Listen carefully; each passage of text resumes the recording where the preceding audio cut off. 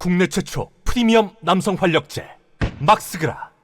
월급은 그대로 주면서 주 4일 근무 파격 조건을 내놓은 회사. 일본 개혁이다 뭐다 못하고 디지털화도 실패하고 AI 대응도 못하는 팩스 쓰고 도장 쓰는 애들이 주 4일 근무제를 시작하겠대요. 월급 그대로 주고. 도요타에서. 근데 삼성은 근무 시간을 늘리고 있어요. 주 4일제가 더 효과적이고 저출산에서 탈출할 수 있는 좋은 방법 중 하나거든요. 일본도 이렇게 여러 가지 시도를 하는데 우리는 주 4.5일제 하자는 이재명도 다구리치고 민생회복지원금 25만원 푼다는 것도 물가 오른다고 하고. 일본 시가총액 1위가 도요타예요. 한국은 삼성이죠. 그런데 삼성은 일을 더 빡시게 시킨대요. 와, 망조로 가고 있는 거죠. 이재명이 주장하는 것 좀 해야 됩니다. 일본 망하는 나라인데도 불구하고 이렇게 나름 노력들을 하는데 일본은 망조가 든 게 물가는 못 잡고 있어요. 엔화는 떡락해서 해외여행도 못 가고 해외 인재들이 일본 취업도 안 하려고 그러고 나라가 쪼그라들고 있습니다. 미국 쪽에 줄 섰다가 탈탈탈 털리고 얘네들도 위험해요. 深夜2時の歌舞伎町 일본 가부키초에 한 새벽 2시쯤의 모습이라고 하는데 청년들이 망했어요. 한국은 그래도 지금 청년들이 삶에 대한 의지라든지 노력 이런 게 상당합니다. 스펙 쌓고 유학도 가고 학점 관리도 하고. 일본 도쿄 시내가 완전 개판이에요.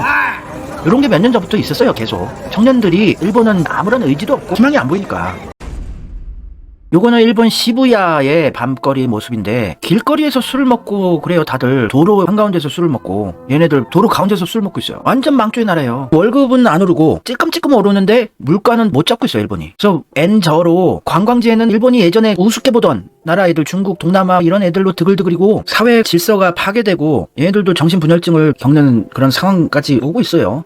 일본 청년들 무기력하고 삶에 대한 의지도 없고 노력도 안 해요. 길에 아저씨가 앉아있는데 여기다 오줌을 싸는 데 있어요. 시부야. 도쿄 중심이죠. 시부야. 일본 길거리에는 파파카츠 그거 한다고 어린 여자애들이 줄 서 있어요. 다침뽀라 그러는데 일본 용어인데 다침뽀. 젊은 여자애들이 스마트폰 들고 서 있어요. 길에.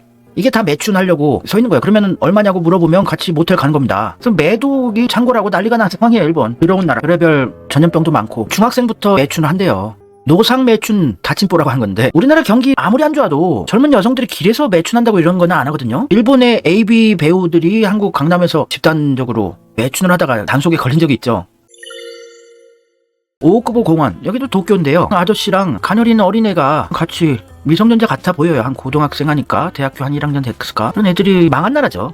일본이 기술 혁신 같은 거 아직도 디지털화가 100% 완료되지도 않았어요. 우리나라는 거의 완전 디지털화 됐는데 예전에 수십 년 전에 한국에서 여성들이 매춘 성매매 하러 일본 많이 갔었는데 지금 거꾸로 됐다고요. 일본도 잠시 바이든 정권 되고 한국의 윤석열 친일 정권 돼서 잠시 반짝 좋았었는데 주가 역대 최고치 기록하고 요것도 얼마 안 남았어요. 얘들 성인물 배우 등 일본 여성 80여 명 입국시켜서 성매매 알선한 일당 재판행. 아이디어는 좋네요. 일본 AV 야동 배우 80여 명. 그래서 한국 원정 성매매를 일본 애들이 하고 있어요. 예전에 일본 비자가 받기 힘들 시기가 있었어요. 2주 한 15일 정도 관광 비자 받을 수 있었는데 그걸로 젊은 여성들이 예전에 우리 일본보다 못 살 때 입국해가지고 오바스테이 하는 거예요. 불법 체류하면서 돈 벌고 이랬었는데 아니면은 15일마다 한 번씩 한국 왔다가 이렇게 하시는 분들이 있었는데 지금은 많이 없어졌어요. 많이 줄어들었습니다. 그래서 일본 성인물 배우는 성매매 한 번에 130만원에서 250만원. 와 비싸다. 한국 일본이 윤석열 정권 돼서 거의 망해가는데도 불구하고 우리한테도 더 안 돼요. 일본이. 일본 이재명 정권 되면 아마 망하지 않을까. 왜냐면 이재명 정권 되면 우리나라 떡상합니다.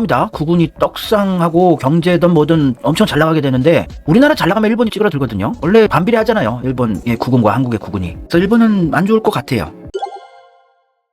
이재명도 이런 언급했었죠. 이재명 역사 왜곡하는 일본에게 직격탄을 날린 적이 있어요. 2021년에 경기도지사 할 때 머지않아 후진국으로 전락할 것이다. 아직도 구시대 군국주의 미몽에 사로잡혀 있다. 일본은 한반도에서 전쟁이 일어나기를 구술하고 있을 겁니다. 물밑 작업을 계속하고 있을 것이고 한미일 군사훈련도 저번 주에 계속했었죠. 미국 항공모함 들어오고 해상자위대도 들어오고 전쟁이 어떻게든 안 나게 막아야 돼요. 푸틴이 전략가거든요. 러시아 푸틴 형님이 정은이한테 코칭을 해줬을 거라고 믿어봅니다. 야 정은아 너 저기 윤석열 저 돼지랑 미국 일본들이 자극하는 거 도발하는 거 거기에 넘어가면 안 돼. 그 떡밥 물면은 우리 좆된다. 이거 물지 말고 가만히 있어. 가만히 있으면은 우리가 남조선 이쪽 애들 정권 해킹도 해주고 물밑 작업해서 이재명 정권 만들자. 그러면 너네 개성공단에다 뭐다 종전선언도 할 수 있고 너네도 중국 베트남처럼 엄청나게 잘 살 수 있어. 너도 할 수 있어. 그렇게 코칭을 해줬기를 바라봅니다. 그런 판이니까 푸틴 정도면은 엄청난 전략가예요. 전 세계 대통령 중에 아마 가장 전략적 해안이 뛰어난 게 푸틴 아닐까 저는 싶거든요. 그래서 전쟁 안 나길 기원해 봐야죠.